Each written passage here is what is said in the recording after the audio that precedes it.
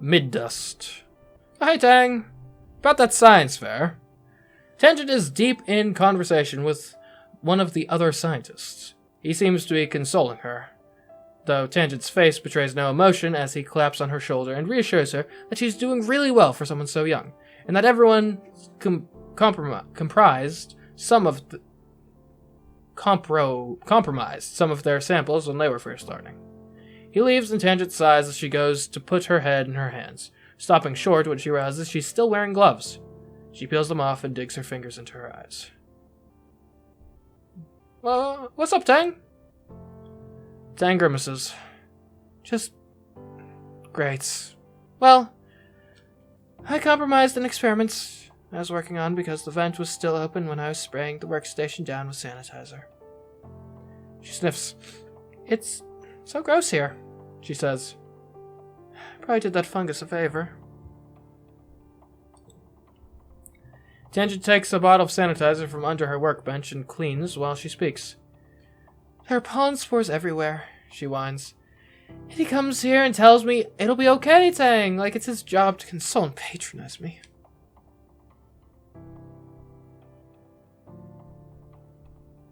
Yeah, I think... Okay, so we got 3 options here. I hate being patronized too. What's wrong with him being nice? But it is okay to make mistakes. I think because this is kind of accusing her of having, like, the wrong response, which, in general, is not what you want to do when you're trying to make, cheer someone up. Right? Why were you offended in the first place? Doubling down on what you already said, that probably just gets her annoyed with us, too. Of like, oh, now you're patronizing me? Solana? Get out of here. So we'll agree with her. And then maybe we can slip in a little like, yeah, I hate being patronized too, but, yeah, it's a reasonable mistake to make on occasion. You both sigh in unison. That mischievous look. I hate being young, she says bitterly. Why don't they understand that we have higher expectations for ourselves than they do? I need to learn from my own failures. What I don't need, she continues, icily, is someone to pat me on the head and tell me it's okay and the adults will make it all better. I messed up, she says. Just let me fix it. Don't make a big deal about it like I'm a child with a boo-boo. Tangent's focus. I like this one. Yeah, Tangent. Yeah, the more I interact with you, the more I like you. Honestly. And then he looks up from her holophone and sighs dramatically as he approaches.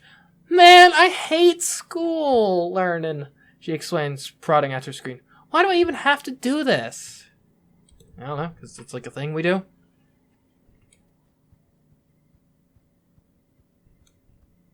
Hey, Jess, how are you doing?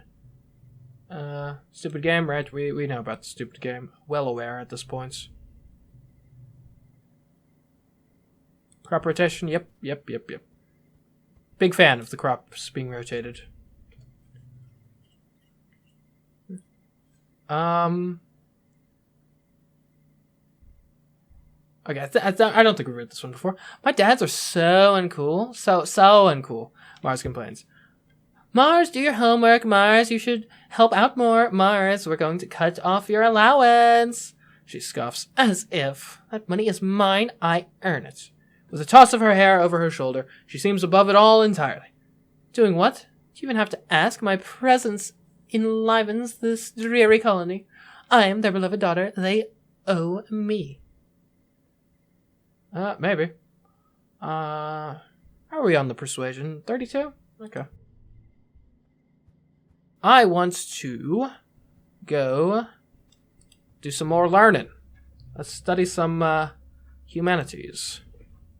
Congruence asks you to take a stack of blank paper and a box of pencils from the classroom nanoprinter and pass them out to the class. Today we will be practicing our handwriting, she announces. You hear Tangent groan beside you. But Congruence, she whines. Why would we ever need to write by hand when we have holopalms? This exercise will be part history lesson, part future skill, Congruence tells the class. In the future, you may not always have access to holopalm technology. Our replicators and computers will break down eventually, and when they do, you will have to rely on low-tech solutions to everyday tasks. So, first lesson, how to correctly hold a pencil. You and the other students get to work learning how to print by hand. It's a little bit like holding a stylus, but the texture is all wrong. Your letters are small and cramped, and you have trouble keeping them in a straight line. Tang, though, is suffering the worst. Ha!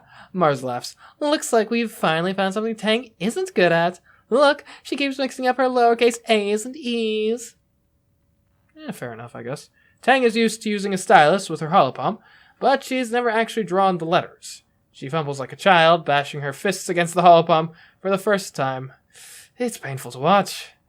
You can tell she's getting more frustrated with each letter.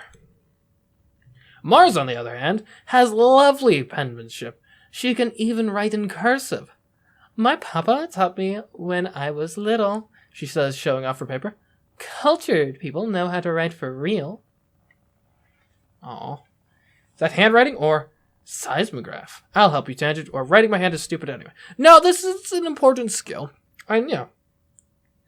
Obviously, our technological state in this day and age is not quite to where this game takes place, but, there's this idea of, like, writing is a lot, is, less, typing. I type more than, certainly, my parents' or grandparents' generation probably did at my age. But I will say, writing by hand on sheets of paper, it's useful, Sometimes it's just better than typing stuff out, right? And having a physical thing there without having to print it. So this is a good skill. We're going to help Tangent with it. I don't need your help, Tang sneers. She hates being bad at something, but being patronized is even worse. Just let me do it myself, she grumbles, balling up her 5th piece of paper and tossing it on the floor. Mars laughs, but after a few minutes of tense silence, she looks over to Tang's work. You're pressing too hard, Mars tells her softly. Loosen your grip. It's different from typing in the air with your stylus. Try moving with your shoulder instead of your wrist and fingers. Tang takes a deep breath and tries again, slow and deliberate. Mars nods and slides closer, putting her hand over Tang's and guiding her pencil on the paper. There, see? You're getting it, she murmurs. Tang's cheeks go pink. After a minute, Tang eases her tension and her writing starts to flow more naturally. Thanks, she stammers, pushing her chair away from Mars. Let's get to work! Okay. Let's get a bit of this. A bit of this. A bit of that. A bit of this. A bit of that. And, here. There we go. Then we get a pair of zeros at the end, which still doesn't quite get us there, but I don't think there's really anything else we could do. So, we push through.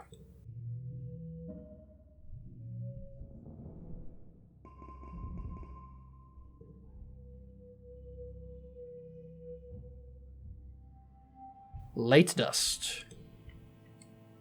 Okay, anything? Oh, new perk? Creativity level 1. Shop close. New cards in the depot. New perk! Persuasion level 1. +1 to social cards. Yellow cards get +1 in social challenges. Awesome. Alrighty. We're probably close to leveling organization, too, baby. We should try for that. Let's look at the depot. Oh, we get the superhero cape. We can get the memory backpack. These look like useful things. We need to get more kudos. More persuasion. More bonus on straights. Okay. Let's do our job. How about that? And that helps with organization and persuasion. Sounds good. And gives us kudos. It's another meeting of the secret Fun Times Club. You're trying to figure out what to do today. It's your job as Vice President of Fun Ideas, but you're having trouble coming up with something. Think, Solana, think. What's that smell? Tang asks as she joins you. You think she means someone farted and you giggle, but then you can smell it too. It's like burning. Like burning mustard or spices. Strong and acrid. Then the overhead lights start to flicker. Oh, that keeps happening, Mars says with a shrug. Like the same time every afternoon, nobody knows why. It's a mystery. She and Tang look at each other, then at you. A mystery?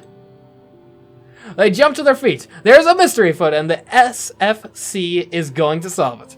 Tang brings up a fresh notepad on her holopalm and adds 2 bullet points. 1. Weird smell. 2. Flickering lights. Cal sniffs the air. A smell's coming from that vent, he says, pointing to a screen in the corner.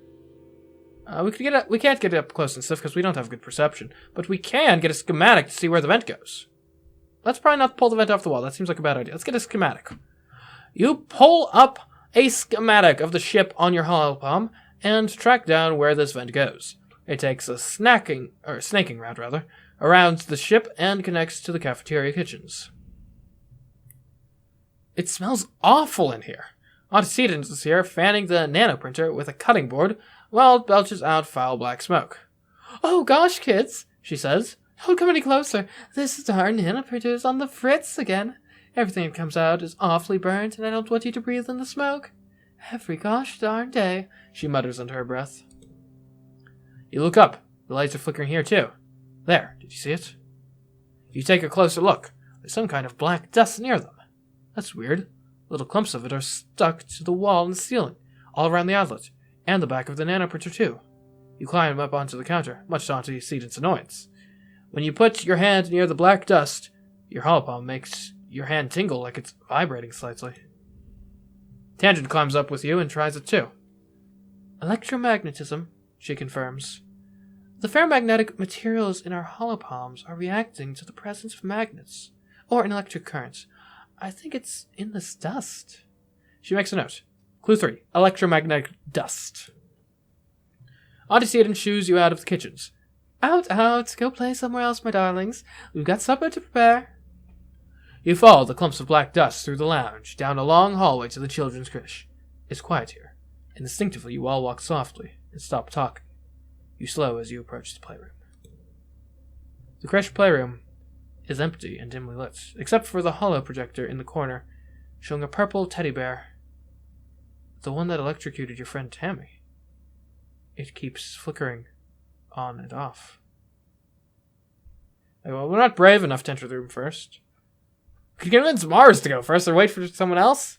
And Mars is kind of the leader of the group. Mars can go first. Just, don't touch the electric bear thing, okay? That's how people die. As Mars steps in, all the lights in the room suddenly turn on. 2 musical toys start playing all at once, and a toy robot begins spinning in circles, whirring. Mars shrieks. Tangent rushes suddenly forward, grabs a glass from an art table, and slams it upside down on the counter. I caught it, she yells. What is this? Hello, hello. You gather around to see. Under the glass are what look like 4 round metal things, like ball bearings. As you watch, one of them starts to roll. It advances the edge of the glass, then rolls in a ring around the inside of it. It stops. Then a pair of long silver antennae emerge from the top of the ball. They click together, producing a bright spark of electricity. You all jump back. The other 3 balls gradually wake and begin snapping their own antennae. I think we solved our mystery, Tang says with a growing smile. Sure enough, you find more magnetic black dust and something else. Tiny bite marks in the electric cord leading to the holo projector. They must be feeding on the electricity, Tang explains, then storing it like a battery to use for self-defense. And this dust must be their excrement. Fascinating. You report your findings to Dr. Instance.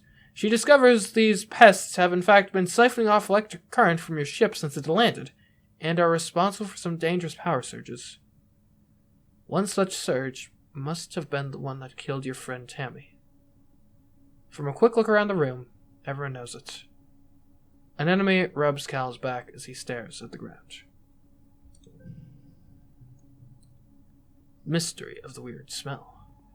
Instance sends you all some kudos in thanks. Man. I hate those bugs. Okay, let's see. I guess that's pretty obvious. We could go here, here. Oh, this isn't obvious at all. What was I talking about? It's like, okay, we can either get, like, pairs, like that. Or, what if we did this? Yes. And this, and there we go. That's it? I don't think we can do any better, so I guess we're just gonna have to push through.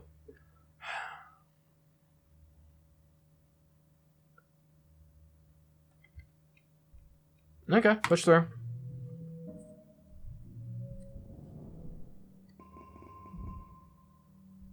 Done. Early wets.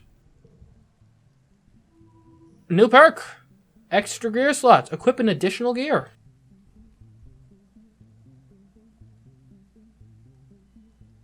I'm equipping stuff? Gear. Boom. 2 gear perks. Awesome.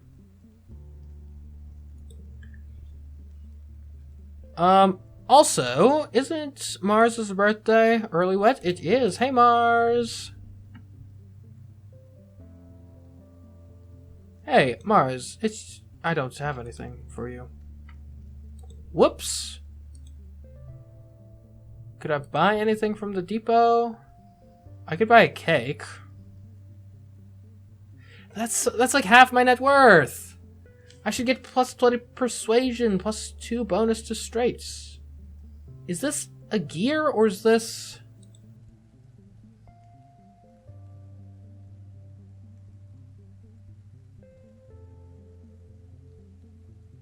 And we'll just hold on to our kudos for now. Who knows, it could be useful.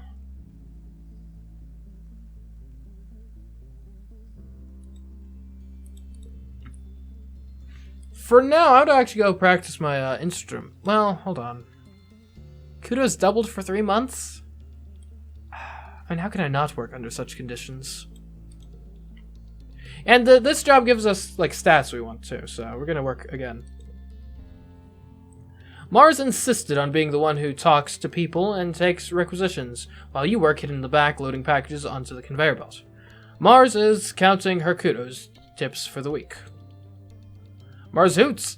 10 kudos! And I'm going to buy so many sour sticks with all these tips.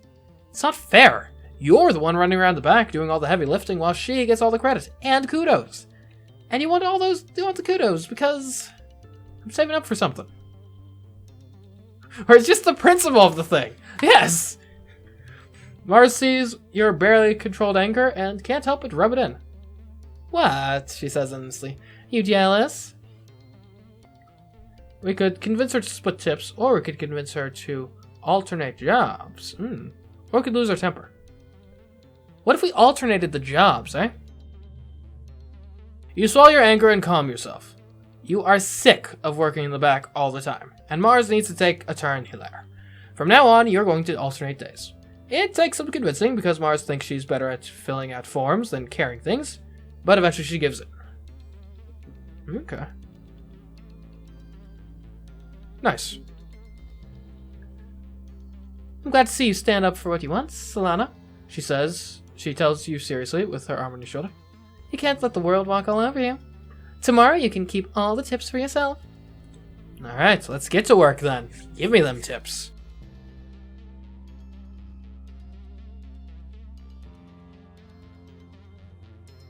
Okay, well, I mean, we got a lot of 3s here. And this becomes a 3 with that. And these can be like that. Why is this a 4 all of a sudden? Right. We don't actually want that because we want it to be a 3. But this has... Okay, so this has to go there. And then this goes like that. And then this goes here. And there we go. Amazing. Incredible. The best there ever was. Let's win this.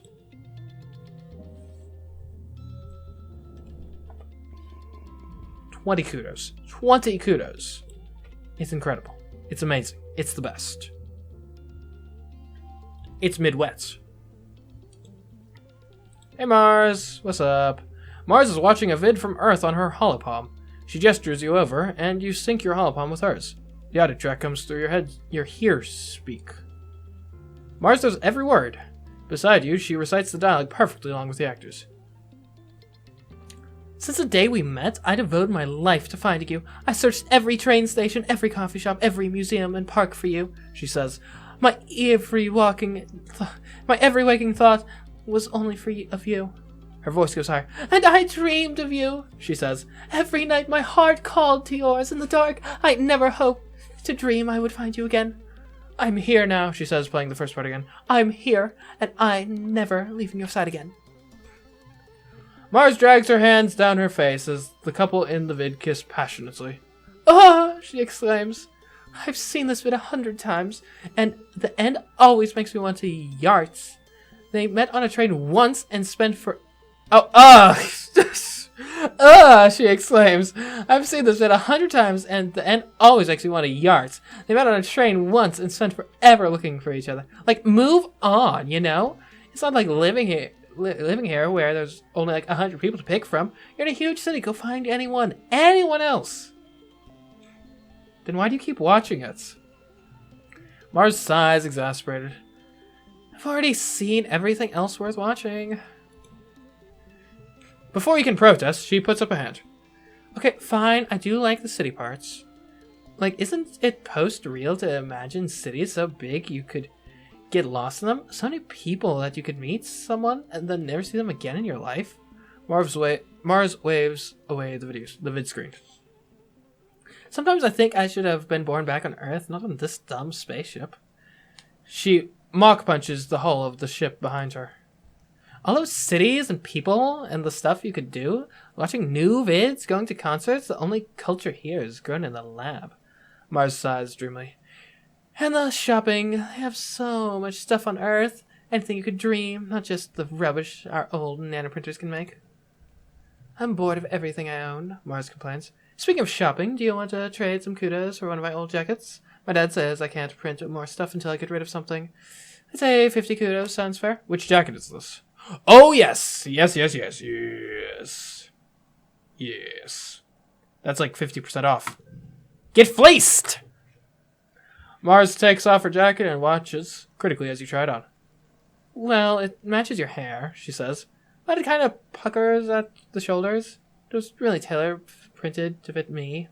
She almost looks like she's going to take it back for a second before putting her hands up inside her. No, I admit it. I admit it looks good on you.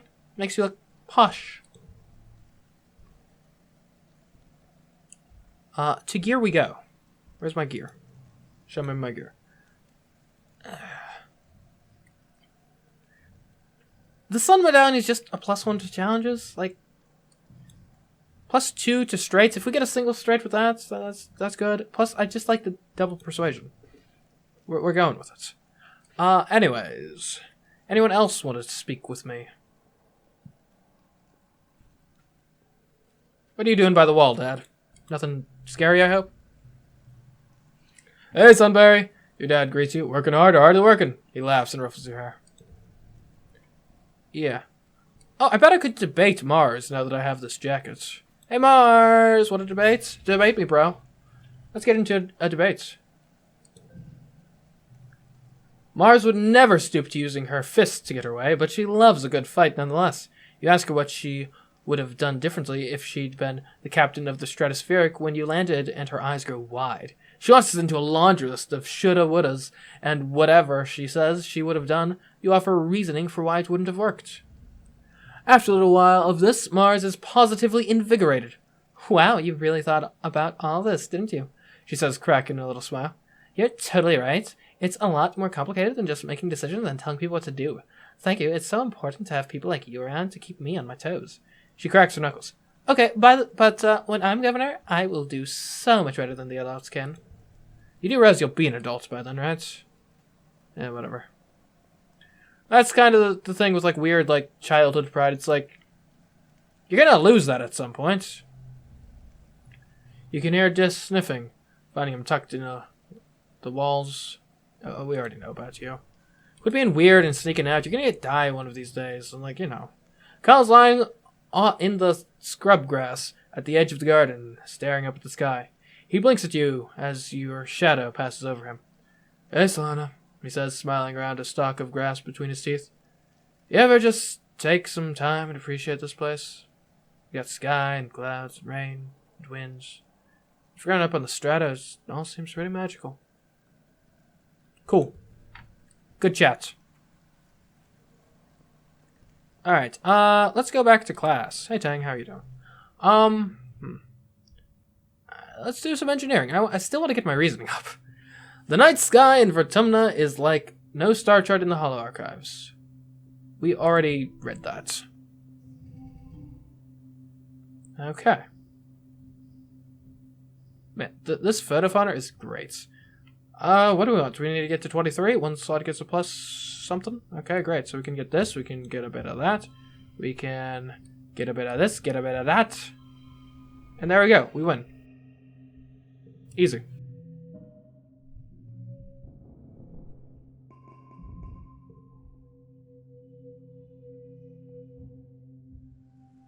Late wets. Hey Tang, how you doing? I don't think I've talked to you in the wet yet. This planet is like a body, Tang muses.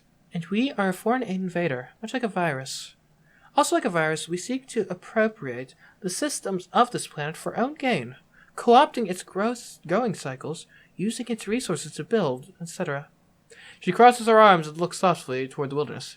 Is it any wonder we've prompted an immune response? Interesting philosophy there, Tang. There's definitely something to chew on there. Anyways, I'm gonna go practice my instruments.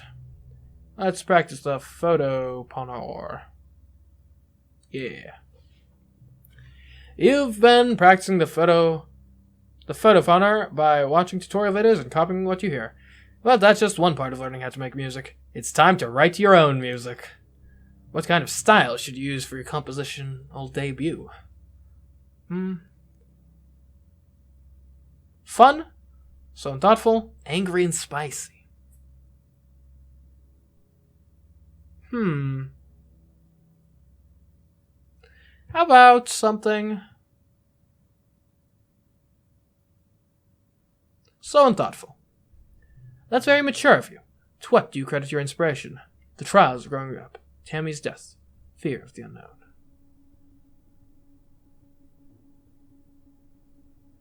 Let's go with the fear of the unknown. Vertumna, the wormhole, space itself. There's so much you don't know. You sit down to compose your great work. You have a rudimentary grasp on notation, preferring a more instinctive spiritual approach to music, but slowly something begins to come together. Composing a song. Oish. Eventually you have, well, it's a piece of music at least. It's not quite as miraculous as what the experts can produce, but it's not bad either. Solidly middle of the road. You play it for anyone who will listen, and always get a polite applause and encouragement to keep practicing. Okay, gotta get to 20. Sheesh, +2. From the battle condition, +1 to social yell cards. Oh boy, thanks. We'll get a bit of this, get a bit of that. That alone almost gets us there. We'll get that, get some of this. And there we go. Let's win!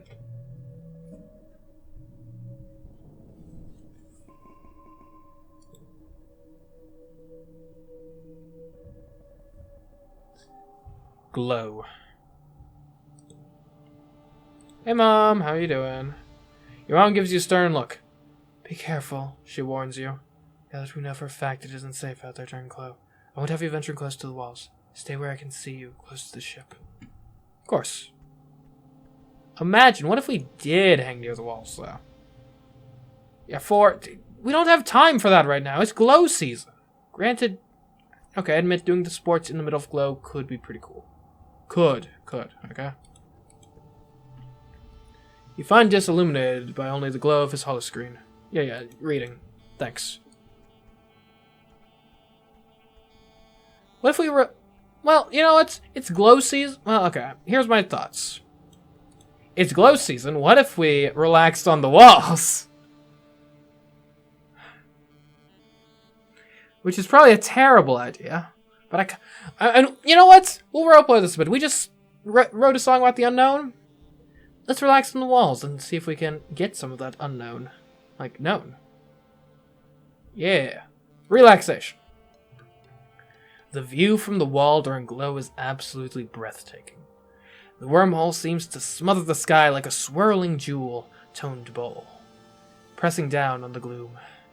Everything in the wilderness is lit up and seems to breathe in and out with the planet, like one living creature made of stars. It's beautiful. You could almost forget how dangerous it is. Yes, let's definitely forget giggling. That is worthless to us. No laughter! 2 data points form a line, but 3 is a pattern. The colony has been on high alert all glow, hoping that the creatures from beyond the wall don't return for a 3rd year in a row. Surveyors keep reporting that they're seeing unusual animal activity. Even the plants seem different, they say. And new tracks that must have been left by creatures larger and heavier than you've ever seen. You and the other colonists drill evacuation plans. Where would we even evacuate to? This whole land is hostile. You're in engineering when you hear the sirens ring through the colony. You cover your ears against the noise and make your way to the nearby classroom. This is one of the assembly points, so you should be safe there. But it wasn't so safe last year for Professor Hall. What if another creature gets in? Congruence, the new teacher, is just a face on a computer screen. She can't protect anyone. Congruence flickers cheerfully. Please stay calm, children, she says. The defense squad is already en route to the creatures. This should all be over soon. You've been told this before. As the sirens continue, you're faced with a choice. I could leave, but I don't have bravery. So we're just gonna stay put. You, Tang, Mars, and the other kids try to stay calm. Congruence directs you under the big tables together, then assigns you a chapter on Earth history as if nothing was happening. It's impossible to think with the siren going off. You read and reread the same paragraph over and over, trying not to think about some monster bursting through the door, or window, or wall. Let's lighten the mood. We'll goof off a bit. You wonder out loud, who farted? I can smell what they had for breakfast. Everyone giggles nervously. Ew, Solana. Gross-a-roni, Mars says, but she's smiling despite herself. You can feel the tension in the room gets a little more manageable. It isn't long before the sirens turn off, ringing 3 short pulses as the all-clear message flashes on your holopalm. So who died this year? You and the other children file out of engineering, and you head back to your quarters. Your parents will want to know that you're safe. Your dad gives you a big hug, but your mom slumps into a seat at your small table. It's like they were going specifically for geoponics this time, she mutters, but your dad gets your hair and pets your hair and shushes her. I'm sure it was just bad luck, Flubella, he says, but your mom shakes her head and folds her hands in front of her mouth, staring at the porthole window at the fields. Going for the food sources, eh? Well then, we survived another year somehow. Got a heart with Tangent, a heart with Mars, half a heart with Yes. Reasoning +8, Organization +11, Engineering +8, Persuasion +32, Creativity +15, Bravery +2. Oh boy. Well then. Age 13. I wonder how that's gonna go.